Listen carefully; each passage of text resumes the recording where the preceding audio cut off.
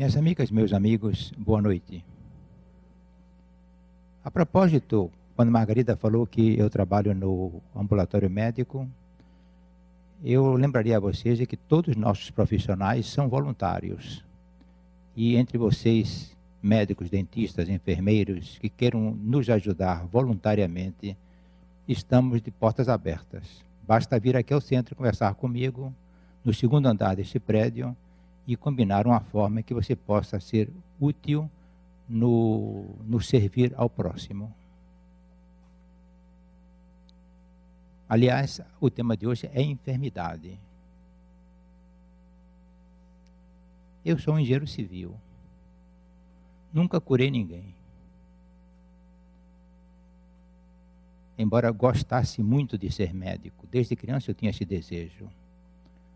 É interessante que a vida conduz a gente de uma maneira que foge ao nosso controle. Como engenheiro, eu ajudei a construir esse prédio. Quando o prédio estava pronto, eu perguntei a um dos encarregados do serviço médico: quem vai coordenar esse trabalho do ambulatório? Ninguém. Mas a pessoa que mais conhecia o ambulatório em termos de divisões, acessos e serviços, era eu, porque eu coordenava esse trabalho. Então, acabei ficando no ambulatório médico. Então, um desejo que eu tenho de criança não se realizou na sua totalidade, mas eu fui empurrado lentamente para uma área médica. Interessante ver como a vida é sábia e traz para nós aquilo que nós precisamos na hora certa. Se eu, ao invés de ser engenheiro, fosse médico, não sei se eu me daria bem. Tem certas horas que eu vejo o sacrifício que é uma vida de um médico abnegado. Mas são caminhos de Deus. Caminhos que hoje eu verifico como eles são perfeitos. Ele é perfeito na hora que você aceita que ele seja o seu pastor, o seu condutor. Enquanto você achar que você sabe mais do que Deus, enquanto você achar que você sabe o que é bom para você, você vai bater a cabeça na parede e vai sofrer. Precisamos acreditar que somos espíritos, que viemos de Deus e não temos para onde correr, a não ser voltar para Deus.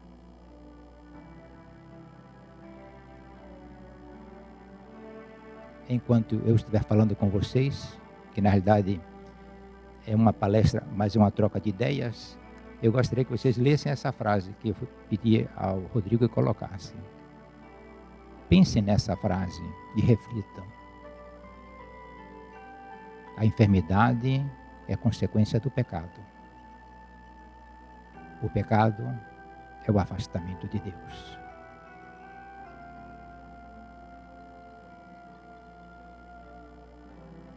O desamor, poderíamos dizer, é o único e o maior de todos os pecados. Onde existe amor, Deus está presente. Onde Deus está presente, existe saúde plena. Vocês todos, pelo que eu posso ver, vêm de um dia de exaustivo trabalho. Estão cansados. Gostariam de ir para suas casas, para o convívio das suas famílias. Mas se veem quase que obrigados a ir ao centro espírita para tomar um passe, para se livrar do obsessor, para se livrar das más vibrações, para se aliviar das dores que lhe afligem, o corpo sofrido e cansado, mas você não tem para onde correr. Eu gostaria, então, que do que nós conversarmos aqui, seja extraído um mínimo, mas um mínimo que possa ser alimentado no coração de vocês para se fortalecer. Um mínimo que possa trazer paz e entendimento. Um mínimo que possa servir de lema para vocês. E não são coisas criadas por mim, inventadas por mim. São coisas que eu estou dizendo porque a equipe espiritual que acompanha este trabalho está me dizendo: diga isso ou diga aquilo. A coisa flui naturalmente.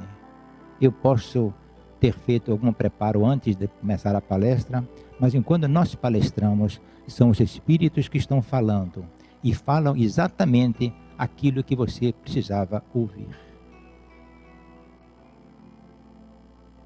Uma menina se aproximou de mim. Eu esperava que ela me beijasse, Mas ela foi um grande espirro junto de mim. Eu disse, também uma forma de beijar. E ela disse assim, já sabe por que eu estou gripada?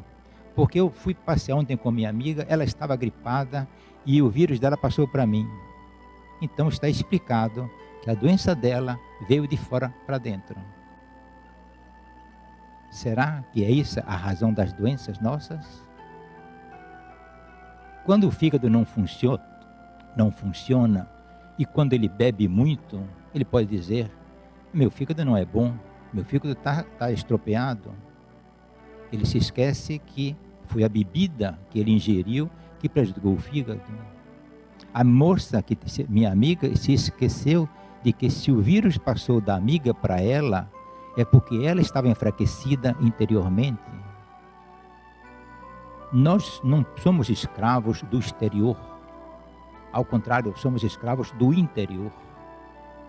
Já diziam os gregos naquele tempo, um dos filósofos, homem, conhece-te a ti mesmo. E nós às vezes conhecemos tudo da vida do outro e não sabemos olhar para dentro de si.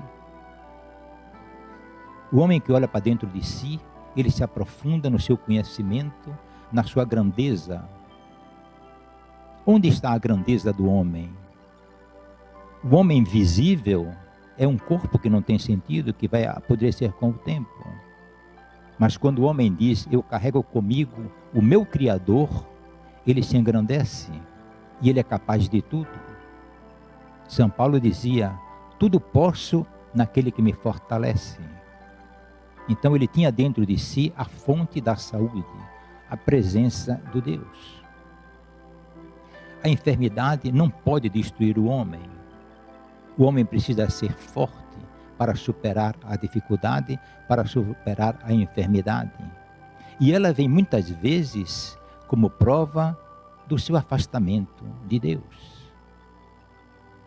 Se Jesus disse assim, eu estarei convosco todos os dias até a consumação dos séculos. Então Deus está comigo, Ele disse para mim e eu aceito isso. Mas Jesus é saúde, Jesus é paz, é entendimento, é compreensão. A doença não pode me afetar. Ela pode bater à minha porta, mas eu serei mais forte. Eu tenho aprendido algumas coisas com as dificuldades da vida. Minha vida é igualzinha a de vocês, cheia de problemas. Mas quando eu comecei a descobrir como você se fortalece no seu encontro com Deus, as coisas melhoraram. Então eu hoje posso dizer galhardamente que sou um homem que tenho paz. Por que eu tenho paz? Porque aconteça o que acontecer, eu sei que isso vem de Deus. E se Deus é bom, o que me acontece é bom. Então por que eu vou me desesperar? Por que eu vou sofrer por aquilo que ainda não aconteceu? Então eu vou caminhando e vejo que o vizinho trocou de carro. Eu queria trocar o meu carro, não tenho condição. O meu primo foi promovido. O outro que é parente do meu amigo, certo? Tentou um concurso, passou brilhantemente. Então eu começo a pensar de que sou um injustiçado, que os outros têm mais sorte do que eu. E no fundo, inconscientemente, a gente começa a criar um rancor daquele outro, uma inveja daquele outro. Pensa que nós somos muito fracos e incompetentes, acha que o outro teve muita sorte. Isso tudo são doenças que vão se criando no nosso coração. Jesus diz assim, do que sai da boca do homem está cheio o seu coração. Muito pior do que o que sai da boca do homem são os seus pensamentos. E eu perguntaria a vocês para refletir em função disso que está escrito. Quais são os seus pensamentos, minha irmã? Quais são os seus pensamentos, meu irmão? São 16 horas em média por dia que você vive as atribulações da sua vida. E o que é que você pensa dos outros? Você os aceita como eles são? Você se aceita como você é? Ou você acha que Deus foi injusto na distribuição das qualidades do homem? Ah, porque ele é muito inteligente. Ah, porque ele tem muita habilidade.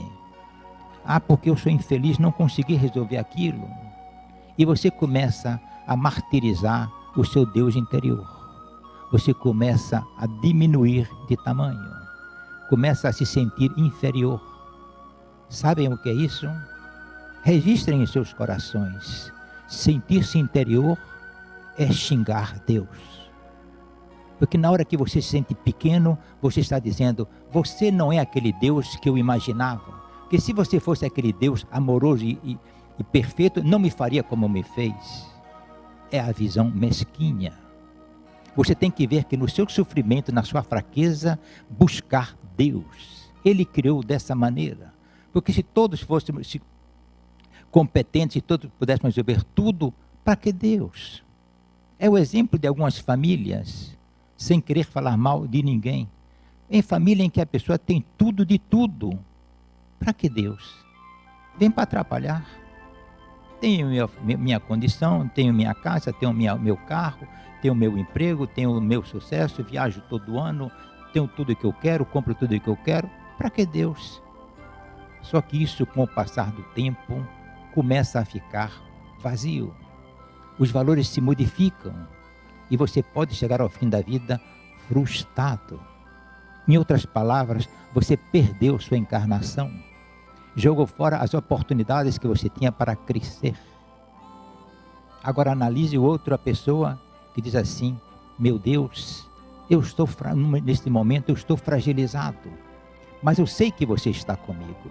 Eu sei que você vai me dar a força de que eu preciso. Eu sei que eu vou vencer. Aí Deus se sente feliz com essa pessoa, porque está considerando ele como um pai verdadeiro. Vocês são pais, vocês são mães, e analisem como vocês se dedicam a seus filhos. E por que não se sentir filho do Pai Criador? Você é capaz de tudo por amor ao seu filho.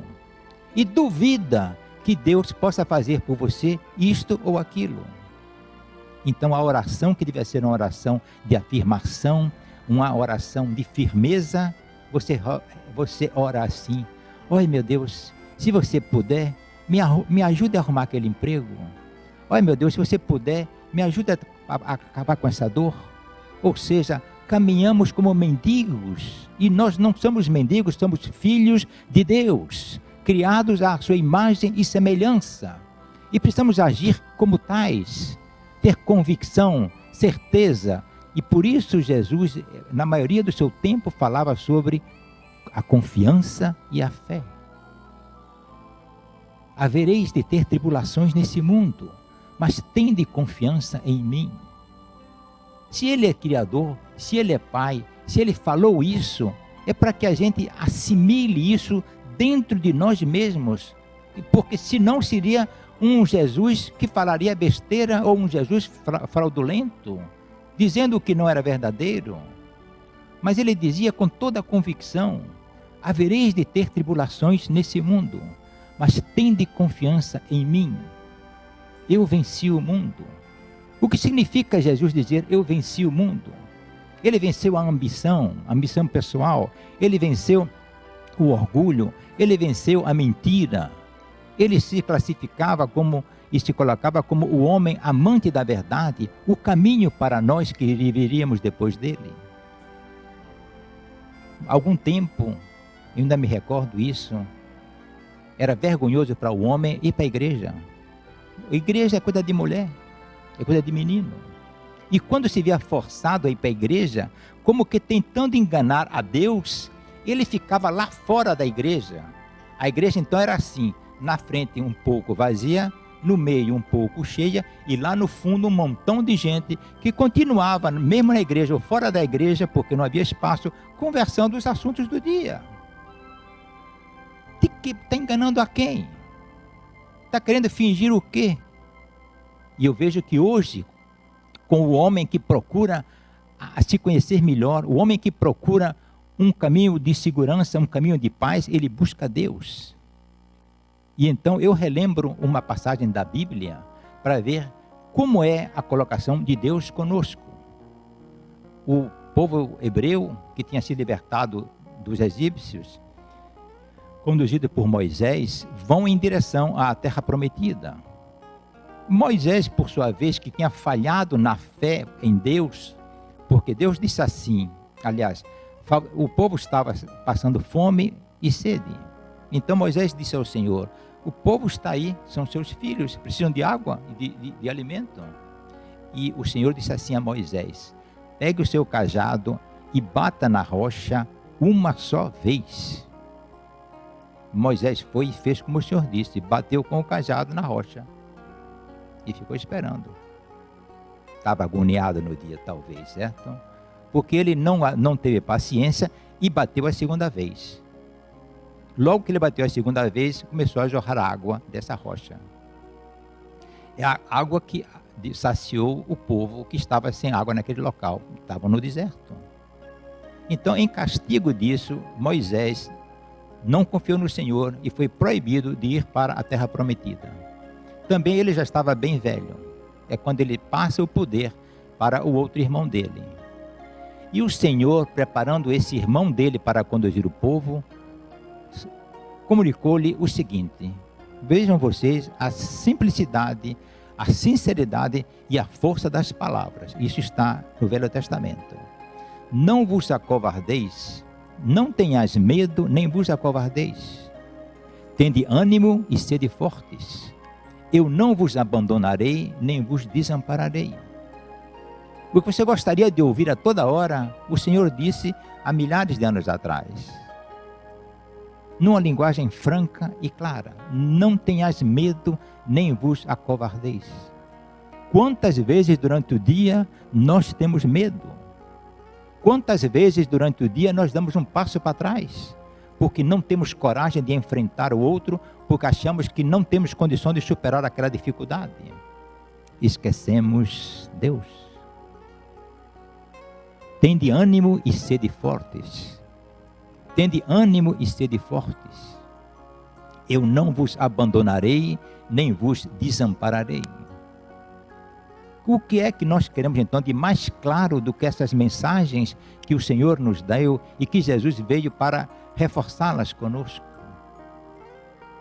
Tenha fé. A tua fé te curou. Vejam vocês o respeito que Deus sempre teve pelo livre-arbítrio. Eu outro dia estava me observando, eu tenho 2 filhos, que a minha filha que mora no Rio, teve um neném 2 anos atrás. Foi um grande presente que eu ganhei, a minha netinha. Mas nunca eu falei com qualquer um dos 2 sobre filhos. Existem pais, ou por agonia, dizem, meu filho, eu quero um neto. Que interferência, respeitando as pessoas, não quero falar mal de ninguém. Que interferência na vida do outro. Eu quero um filho, eu quero um neto. Jesus, Deus, sempre nos respeitou como seres livres e nunca invadiu nem interferiu a vida de ninguém. Ele simplesmente está à espera de que nós o chamemos, de que nós o invoquemos, de que nós o convidemos para morar em seu coração. É isso que Deus quer, mas Ele respeita. Então nós temos o livre-arbítrio, nós temos a condição de escolher e fraquejamos. Queremos a coisa do nosso jeito. Uma amiga minha, outro dia, me dizia assim, Antônio, minha vida está toda complicada, certo? O que é que eu faço? Eu disse, confia em Deus. Disse, tá, eu vou fazer o que está dizendo. Passam-se alguns dias e ela me disse, olha, não adiantou nada, porque olha, o assunto que eu queria resolver lá do aluguel não foi resolvido. Eu já disse ao homem que a condição era essa. Lá em casa com minha filha, eu me desentendi com ela porque eu quero fazer de uma maneira, ela quer fazer de outra. E depois contou um outro caso que eu não lembro o que é. Eu aí perguntei a ela, mas minha filha, minha amiga, você está pedindo ajuda a Deus ou você está ensinando a Deus como é que se ajuda? E nós fazemos muito isso. Eu quero trocar de carro, Deus vai me ajudar, mas eu vou comprar aquele modelo. E às vezes o outro modelo de carro é mais interessante. Não, mas eu quero aquele modelo. Porque eu quero um apartamento com 4 quartos, eu quero a sala pintada de azul. Nos criamos vontades, desejos e esquecemos que o amor de Deus por nós nos conduz a um caminho que nós não conhecemos, mas que é o melhor caminho para nós. Irmã Dulce me disse, e eu conto a vocês coisas da minha vida, embora a vida seja até repetitivo, porque são fatos reais. Irmã Dulce me disse, não peça nada a Deus. Vocês vejam, uma freira que levou sua vida dedicada ao outro, disse para mim, certo, que era um colaborador dela, não peça nada a Deus. Você não sabe o que é bom para você. É dureza acreditar nisso. E quantas vezes nós lutamos por uma coisa e aquilo que para nós é a nossa salvação, com o tempo se torna uma coisa ruim. E o contrário ocorre. Às vezes uma queda, um sofrimento, aquilo que nós não desejamos, com o tempo você começa a amadurecer e perceber, foi bom que aquilo acontecesse. Exemplo disso é uma coisa muito latente. Às vezes no jornal sai assim, empresa tal faz coquetel tal, festa tal, para inauguração não sei de quê, certo? E começa um grande empreendimento.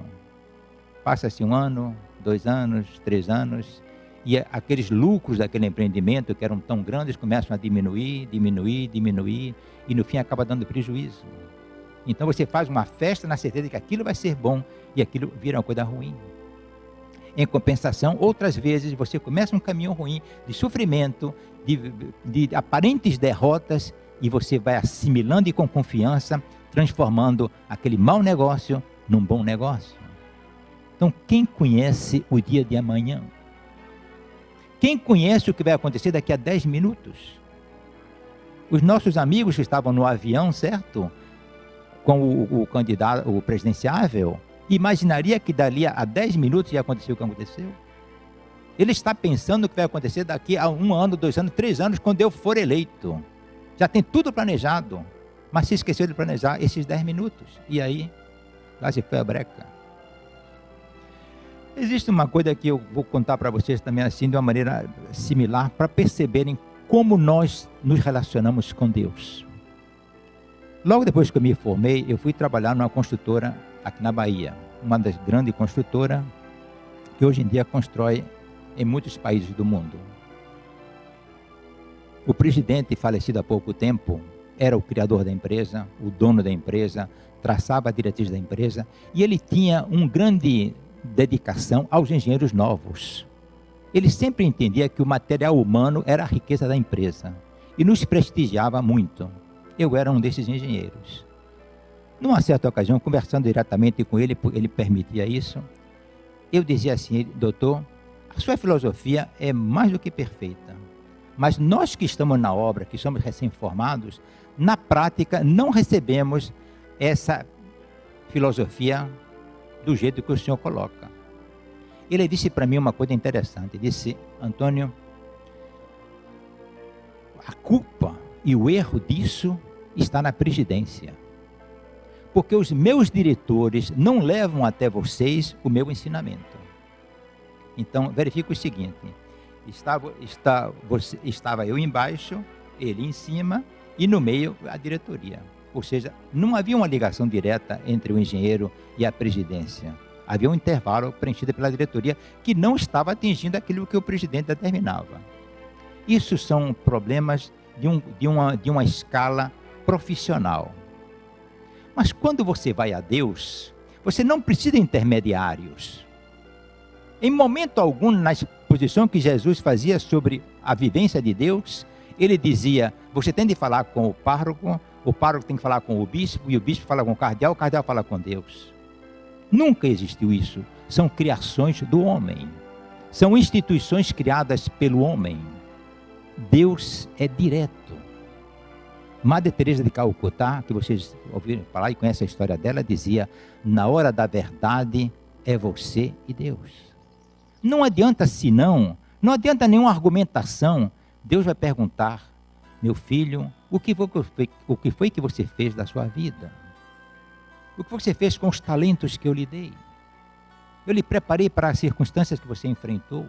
Estive sempre à sua disposição. Estava sempre presente ali. E cadê você? O que foi que você fez? E lá se vai mais uma encarnação perdida. Porque o amor de Deus é tão grande que Ele não castiga. Ele dá nova oportunidade. E então, em vez de 100 encarnações, vão ser 120.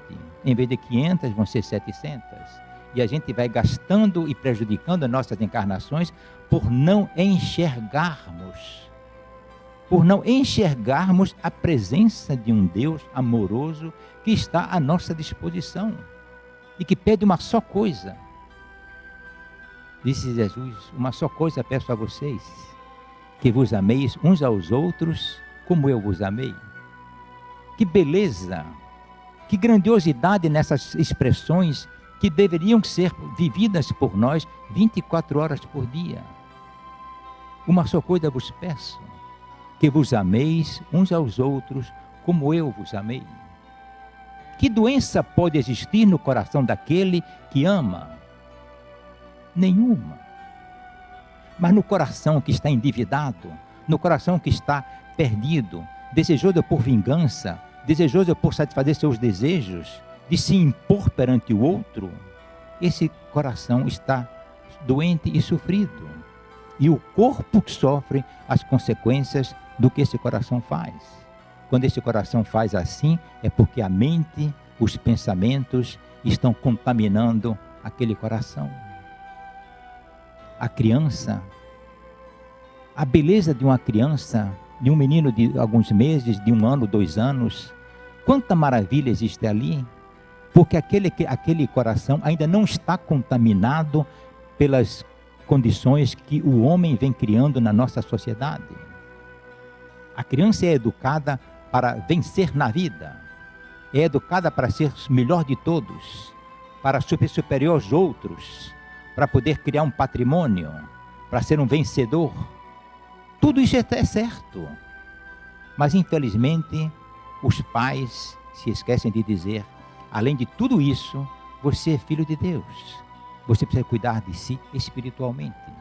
Então, seja um vencedor, mas saiba que o que está junto de você também é filho de Deus e também tem o direito de ser vencedor.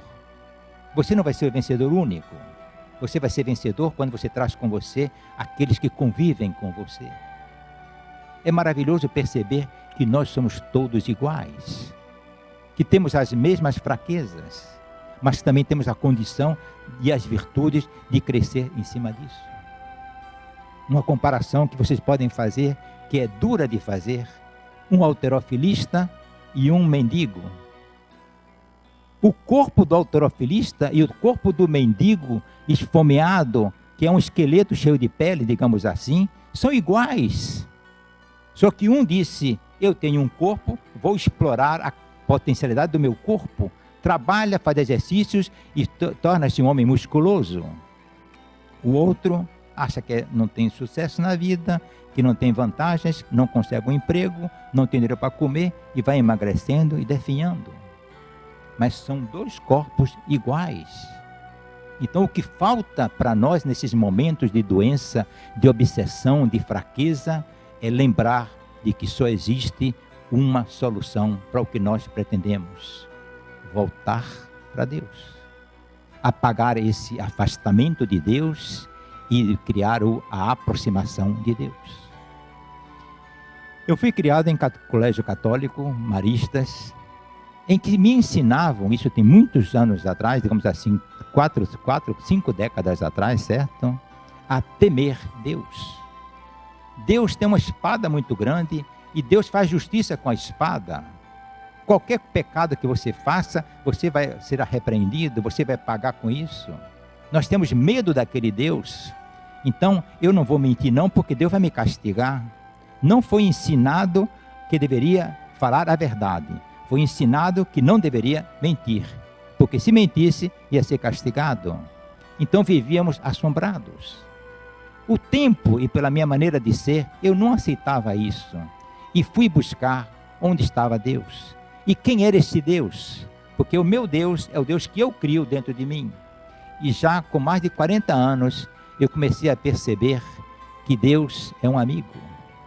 Mas um amigo verdadeiro, um amigo a quem você pode se despir completamente, falar das suas fraquezas e ele dizer: eu estou com você, eu não vou lhe desamparar, eu vou caminhar com você, você vai vencer. Então temos que relembrar que Deus é um pai amigo. Existe pai que é ditador, existe pai que é puramente provedor. Deus é amigo. Deus é aquele que está ao seu lado todo o tempo na condição de que você precisa. que está ali ao seu lado para lhe alertar, lhe segurar e lhe orientar. Todos nós temos nossos patrimônios. É um carro, um apartamento, uma propriedade, um terreno. Mas nem todos nós temos paz. Eu só vim descobrir o que é paz já adulto. Paz. É muito fácil dizer, vá em paz, que a Deus lhe acompanhe, fique em paz. Isso é muito fácil dizer, mas viver a paz é um pouco diferente. Amanhã eu tenho 10 problemas para resolver, mas estou em paz. Sabem por quê? Porque Deus está comigo, Deus me ama, e todos os 10 problemas vai ter a melhor solução que Deus pode trazer para mim, mesmo que seja uma solução penosa, mas é Ele quem está me orientando.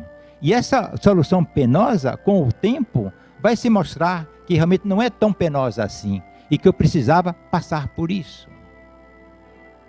O que é o sofrimento? É uma palavra que nós criamos, mas essas situações, esses momentos que nós chamamos de sofrimento, você pode imaginar que você está só e que Deus lhe abandonou. Pensamento errado, que só vai fazer sua dor aumentar. Olha, eu vou contar algumas coisas de irmã Dulce, porque realmente é das poucas coisas que ela me ensinou, valendo por uma vida. Ela me disse assim um dia, Antônio, eu acho que Deus não gosta mais de mim. Disse, irmã, o que a senhora está dizendo? Antônio, essa semana não teve nenhum problema no hospital. Então, vejam vocês a santidade daquela mulher, que sentia falta dos problemas e das dificuldades, para através do problema e da dificuldade, se aproximar com Deus. Meu Deus, esse problema existe, a lavanderia está quebrada, venha resolver comigo. Ela sentia necessidade de que a lavanderia quebrasse para poder chamar Deus. Na semana que a lavanderia não quebrou, ela achou, então Deus foi embora, não me quer mais. Então por que nós não podemos seguir esse exemplo e fazer das nossas dificuldades um motivo de maior aproximação com Deus? Vá buscar Deus. Deus é seu Pai, confie nele, tenha confiança, abrace, e mesmo que chova canivete, que venha tudo contra você, diga, Deus está comigo e Ele vai me levar à vitória. E a vitória sempre chega. Não sei se o que eu estou falando para vocês é convincente. Como eu disse, são coisas que me vêm à minha mente, certo?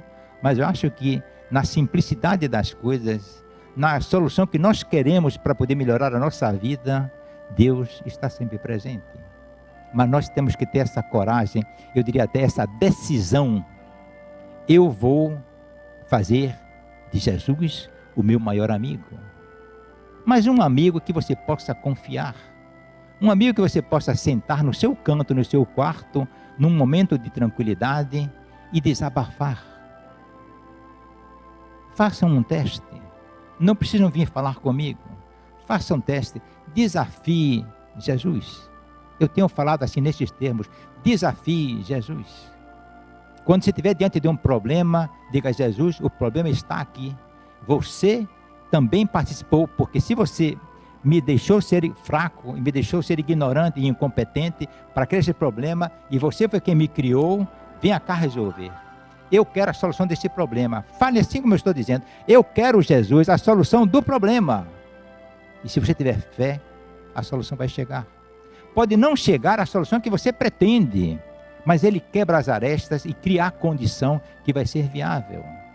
Porque Ele sabe tudo, Ele conhece tudo. Tudo vem dEle. Tudo é fruto dEle. É Ele o que tem o poder sobre tudo. E nós andamos sabendo disso, porque nós somos instruídos, andamos angariando por aí outras soluções que não são aquela que Deus está querendo para nós. Então impomos nossa vontade, determinamos como deve ser feito e no fim quebramos a cara. Quando seria muito mais fácil ser humilde. Ser humilde. E com muita humildade dizer, meu Deus, meu Senhor, eu sei que você está presente. Meu Deus, meu Senhor, você está comigo. Sei que você não vai me desamparar. E amanhã eu vou resolver esse problema. Eu posso dizer a vocês que isso funciona da seguinte maneira. Eu já me vi em situações muito difíceis. Como todos nós atravessamos situações muito difíceis. E eu sempre procurei pedir a Deus solução para aquele problema. Até que um dia, em uma certa circunstância, eu percebi o seguinte: eu quero resolver aquele problema desse jeito, mas fulano não quer resolver o problema do jeito que eu quero. Isso vai me trazer, isso vai me prejudicar e eu vou começar a andar para trás. E eu pensei sobre aquilo e disse: meu Deus, o que é que você quer que eu faça? Aí foi que eu comecei a perceber uma coisa. Eu pedi a Deus e chamava a Deus para vir resolver meu problema. E esqueci de dizer a Deus que ele, o outro cara do outro lado, também precisava da luz de Deus. E minha oração passou a ser assim: meu Deus, me ilumine e ilumine o meu contentor. Me ilumine e ilumine também ele. Quando você que é pai, tanto meu quanto dele, colocar uma solução na mesa, a solução vai ser agradável para ele e agradável para mim. Então eu comecei a ver a necessidade que nós temos de não somente pedir a Deus o nosso problema, mas pedir a Deus que traga a luz para ele também. Então, se ele está iluminado por Deus, se eu estou iluminado por Deus, a solução sai na hora. Ou seja, é enxergar Deus naquele que está do nosso lado. Enxergar Deus naquele que está do outro lado. Porque somos todos iguais. Somos todos filhos do mesmo Pai. Professamos a mesma situação, a mesma fé. O céu, quando chove, ou quando o sol brilha, distribui água ou luz, ou a fartura para todos igualmente. Não tem privilegiado, não tem melhor nem pior. Então, resumindo o que nós falamos, procurar amar, procurar ser humilde, procurar confiar em Deus para tudo que nos ocorre. E então a nossa vida realmente vai ser uma vida de paz. Que riqueza maior pode ser no mundo a não ser a paz? A paz que vem de Deus, a paz que envolve nossos corações. E para encerrar, em 2 palavras, peçamos a Deus que essa paz seja permanente em nós, agora e sempre. Paz para todos.